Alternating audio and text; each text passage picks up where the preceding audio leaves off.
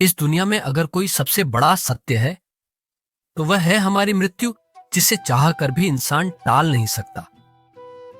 फिर भी मनुष्य जीवन भर भौतिक सुविधाओं के मोह में पड़ा रहता है और उसे इस बात का एहसास तब होता है जब व्यक्ति अपनी आखिरी सांस गिन रहा होता है।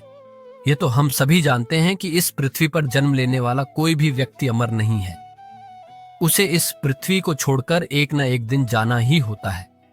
आपने देखा होगा कि हिंदू धर्म में जब भी कोई इस दुनिया को छोड़कर जाता है तो उसके शव का अंतिम संस्कार कर दिया जाता है। लेकिन क्या आपने कभी सोचा है कि शव को अकेला क्यों नहीं छोड़ा जाता? मृतक को नए कपड़े क्यों पहनाए जाते हैं? अंतिम यात्रा में राम नाम सत्य है क्यों बोला जाता? आखिर इस अंतिम यात्रा में मखाने और सिक्के क्यों फेंक जाते हैं?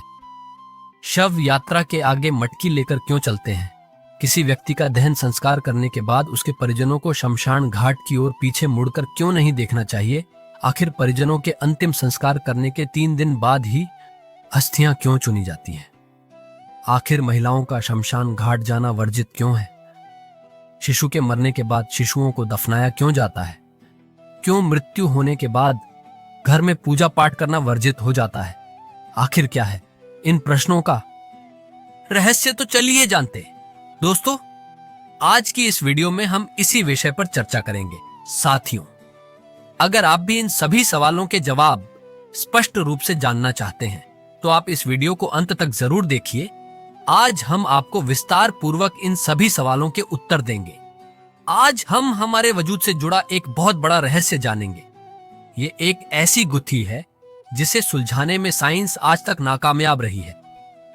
लेकिन इन सभी रहस्यों और सवालों के जवाब हमारे गरुड़ पुराण और भागवत गीता जैसे धर्म ग्रंथों में मिलते हैं। इस वीडियो के माध्यम से आज हम आपको यही बताने जा रहे हैं। तो चलिए बिना देरी किए आज की वीडियो शुरू करते हैं। हमारा शरीर 5 महाभूतों अर्थात पृथ्वी, जल, अग्नि, वायु और आकाश से बना हुआ है और अंत में एक दिन इसी में मिल जाना है। इसीलिए मनुष्य कितना भी धन कमा ले, कितनी भी ख्याति अर्जित कर ले, एक दिन उसको सब कुछ यही छोड़कर जाना होगा। यही संसार का नियम है और इस नियम को ना कोई बदल सकता है ना बदल पाएगा। गीता में भी श्री कृष्ण भगवान कहते हैं, जिसने जन्म लिया है उसकी मृत्यु निश्चित है और जिसकी मृत्यु हुई उसका अगला जन्म भी निश्चित है। ये चक्र निरंतर चलता ही रहता है। अपने ये कहावत तो सुनी ही होगी, ये जीवन तो नश्वर है, यानी कि हम सबको एक ना एक दिन इस मृत्यु लोक को छोड़कर जाना ही होगा। इसके बाद भी मनुष्य इस विषय पर बात करने से बचता है और मृत्यु शब्द से भी डरता है। शायद इसीलिए महाभारत काल में युधिष्ठिर ने यक्ष से कहा था, दुनिया का सबसे बड़ा आश्चर्य यही है कि मनुष्य रोज किसी न किसी को मरते हुए देखता है, लेकिन स्वयं अपने बारे में वह कभी नहीं सोचता, जबकि मौत तो एक दिन उसकी भी होनी ही है। पहले हम यह जानने का प्रयास करेंगे कि मृत्यु होने के बाद मृत शरीर को यानी कि शव को अकेला क्यों नहीं छोड़ा जाता। आप और हम जिस लोक में रहते हैं उसे मृत्यु लोक कहा जाता है। मृत्यु लोक में मृत्यु के बाद अंतिम संस्कार से जुड़ी ऐसी कई बातें हैं जो हम नहीं जानते। मृत्यु लोक से मृत व्यक्ति के शव को विदा करने के कुछ नियम बनाए गए हैं, जिनके आधार आध्यात्मिक होने के साथ साथ वैज्ञानिक भी है। अगर आपने गौर किया हो तो यदि किसी व्यक्ति की मृत्यु सूर्यास्त के बाद होती है तो उसके परिजन रात बीतने का इंतजार करते हैं और अगले दिन जाकर ही सबको जलाते हैं। यदि शव को रात भर रखना पड़े तो उस दौरान जानकार लोग शव को अकेले नहीं छोड़ते, बल्कि कोई ना कोई व्यक्ति शव के पास पूरी रात भर रहता है और सुबह दाह संस्कार पूर्ण होने तक सबकी देखभाल करता है। साथियों, पहले संक्षेप में यह जान लेते हैं कि इन परिस्थितियों में सबका दाह संस्कार नहीं करना चाहिए। गरुड़ पुराण में इस बात का भी स्पष्ट वर्णन है कि इन 3 स्थितियों में शब्द का दाह संस्कार उचित समय के लिए डाल देना चाहिए। पहली स्थिति, यदि व्यक्ति की मृत्यु सूर्यास्त के बाद होती है तो सबको रात भर घर में ही रखना चाहिए और अगले दिन सूर्योदय के बाद ही सबका दाह संस्कार करना चाहिए, अन्यथा आत्मा को सद्गति प्राप्त नहीं होती। दूसरी स्थिति, यदि किसी व्यक्ति की मृत्यु पंचक काल में होती है तो उस व्यक्ति के घर परिवार के खानदान में 5 अन्य लोगों की भी मृत्यु हो सकती है।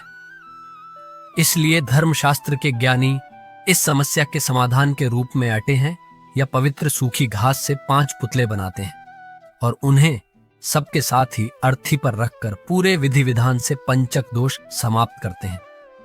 इसके बाद ही अंतिम संस्कार किया जाता है। पंचक काल में अंतिम संस्कार किए जाने से आत्मा को मोक्ष प्राप्त नहीं हो सकता। तीसरी स्थिति शब्द का अंतिम संस्कार है, तब नहीं करना चाहिए जब मृत व्यक्ति का पुत्र मुखाग्नि देने के लिए उपस्थित ना हो और वह यात्रा करके पहुंचने वाला हो। पुराणों में इस बात को बहुत ही महत्वपूर्ण माना गया है कि यदि मुखाग्नि पुत्र के हाथों से दी जाए तो आत्मा को सद्गति प्राप्त होती है। साथियों, अब बिना देर किए यह भी जान लेते हैं शव को अकेला क्यों नहीं छोड़ना चाहिए। इसके पीछे क्या मान्यताएं और वैज्ञानिक तथ्य है।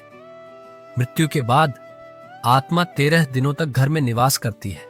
गरुड़ पुराण में बताया गया है कि मृतक का शव पूजनीय हो जाता है। ऐसे में दाह संस्कार से पहले शव को अकेला नहीं छोड़ा जाना चाहिए, अन्यथा यह आत्मा का अपमान होता है। गरुड़ पुराण में यह भी लिखा है कि यदि सब कुछ चींटियां, कीड़े मकोड़े, कुत्ते या बिल्ली इत्यादि से हानि होती है तो ऐसे ही कष्ट आत्माओं को यमलोक के मार्ग में भी झेलने पड़ते हैं। इसलिए परिवारजनों की जिम्मेदारी बनती है कि मृतक के शरीर की सुरक्षा करें। रात के समय तामसिक शक्तियां अधिक प्रबल होती हैं। जब शरीर से आत्मा निकल जाती है तो शरीर निर्जीव हो जाता है। ऐसी स्थिति में अन्य बुरी शक्तियां शरीर को अपने वश में करने का प्रयास कर सकती है। इसकी संभावना को खत्म करने के लिए किसी व्यक्ति का मृतक के शरीर के पास रहना आवश्यक होता है। यदि वैज्ञानिक कारण की बात करें तो विज्ञान कहता है कि जिस क्षण आत्मा शरीर को छोड़कर अलग होती है उसी क्षण से शरीर का अक्षय शुरू हो जाता है। इससे मृत्यु शरीर से दुर्गंध आने लगती है। इस दुर्गंध को कम करने और वातावरण को धार्मिक बनाए रखने के उद्देश्य से मृत शरीर के आसपास अगरबत्ती, धूप और दीपक जलाए जाते हैं। ऐसा करने की जिम्मेदारी उसे व्यक्ति की होती है जो शब्द की देखभाल करता है। इस बात की भी संभावना होती है कि तंत्र मंत्र करने वाले लोग मृतक के शरीर को नुकसान पहुंचा सकते हैं, जिससे मृत आत्मा संकट में पड़ सकती है।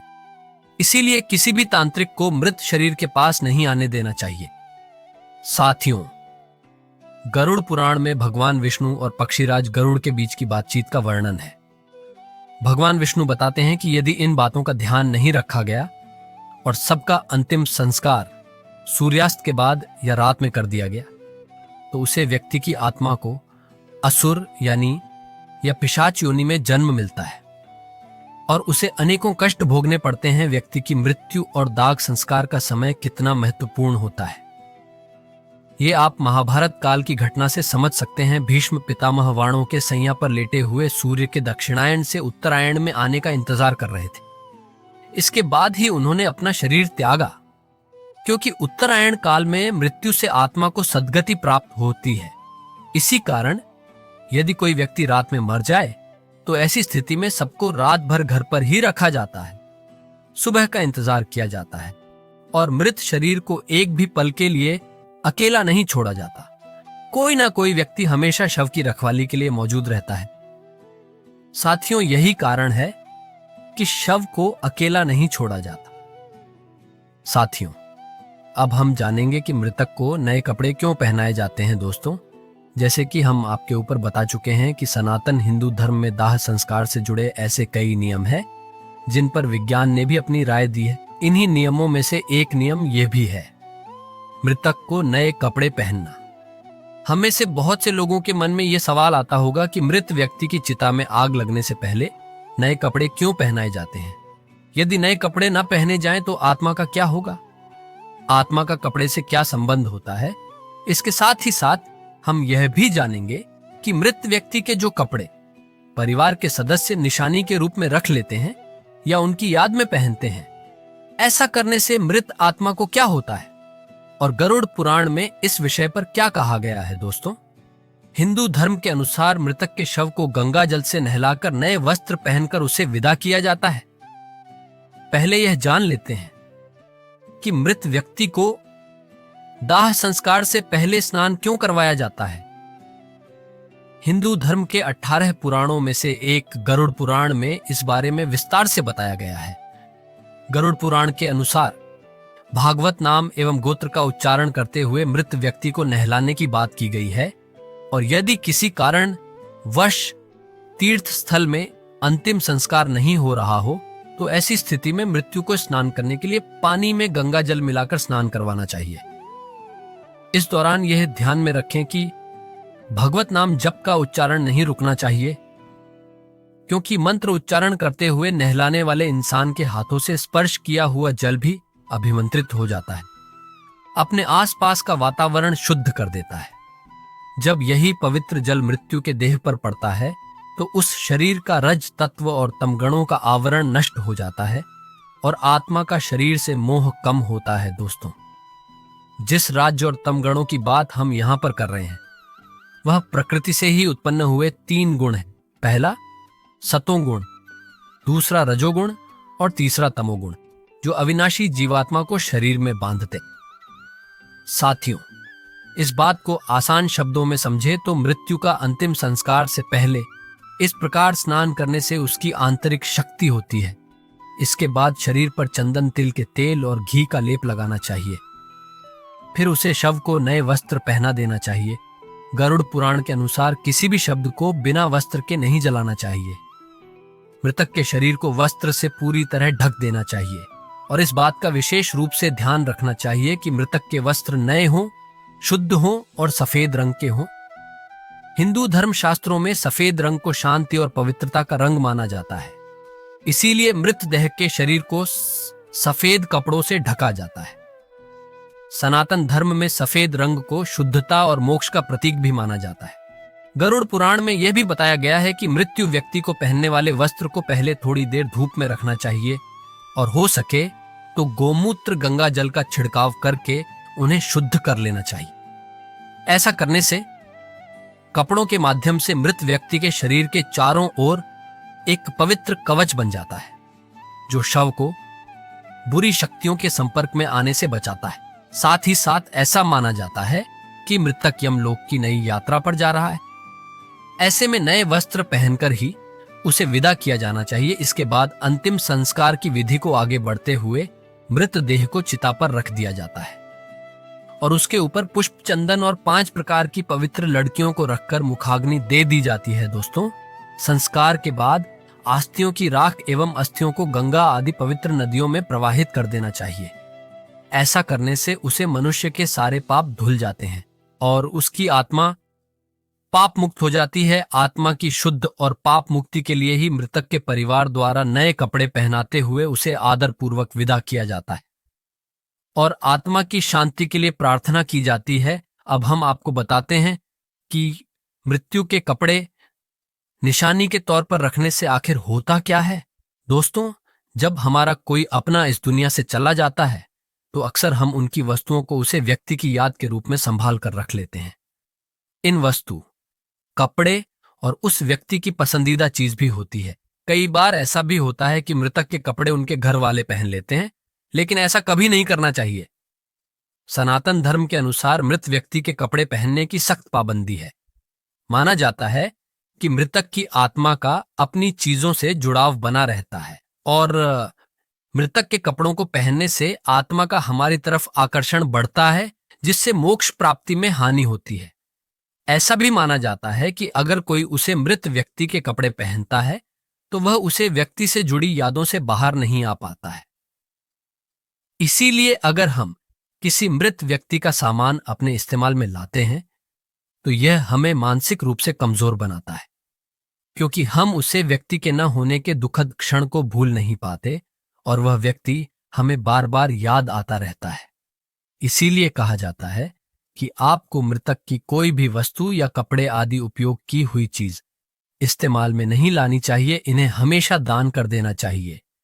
अब तक हमने जाना कि मृतक को नए कपड़े क्यों पहनाए जाते हैं, और अब हम जानेंगे कि अंतिम यात्रा में राम नाम सत्य है, ये क्यों बोला जाता है। अंत में हम बताएंगे क्या न दम कि सब यात्रा में मृत व्यक्ति के ऊपर मखाने और सिक्के क्यों देखते हैं। साथियों, हिंदू धर्म में आपने देखा होगा मृत्यु के बाद जो लोग व्यक्ति की अंतिम यात्रा में जाते हैं, पूरे रास्ते पर राम नाम सत्य है, राम नाम बोलते रहते हैं। क्या आपको पता है कि ऐसा क्यों कहा जाता है? अंतिम यात्रा के दौरान राम का ही नाम क्यों लिया जाता है? आखिर क्यों महादेव भी राम नाम की महिमा का गुणगान करते हैं? साथ ही हम यह भी देखेंगे कि कैसे राम नाम के जाप का चमत्कारिक प्रभाव आपके जीवन पर पड़ता है। कैसे राम नाम के प्रभाव से वाल्मीकि जैसे एक साधारण डाकू त्रिकालदर्शी महर्षि वाल्मीकि बन जाते हैं और रामायण जैसे महाकाव्य की रचना करते हैं। तो अगले वीडियो में जानेंगे राम नाम की महिमा। अगर ये वीडियो आपको पसंद आई है तो वीडियो को लाइक करें, चैनल को सब्सक्राइब